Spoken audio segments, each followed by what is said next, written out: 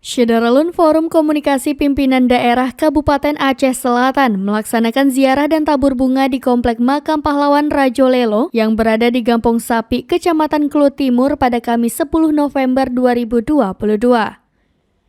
Kegiatan tersebut dilaksanakan dalam rangka memperingati Hari Pahlawan Nasional ke-77. Sesampainya di komplek makam tersebut, rombongan Forkopimda yang dipimpin Sekda Aceh Selatan Cut Syazalisma terlebih dahulu mendengarkan kisah singkat tentang perjuangan masyarakat dari Tanah Kelut dalam menghadapi penjajah Belanda. Sejarah singkat tersebut diceritakan oleh salah satu tokoh masyarakat Kelut Timur, Yusnir Hasan, yang mengisahkan kisah perjuangan masyarakat Kelut hingga meletusnya Perang Kelulum yang dipimpin oleh Ibnu Wantasir atau yang lebih dikenal dengan gelar Panglima Rajo Lelo.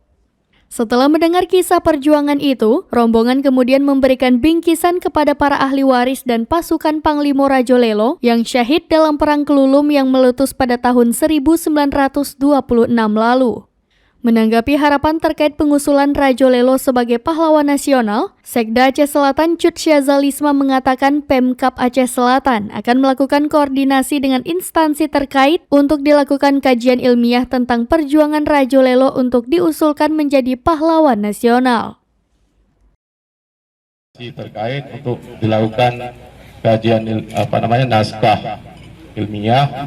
Nanti kita proses dan kita akan usulkan bersama dengan persetujuan anggota DPR.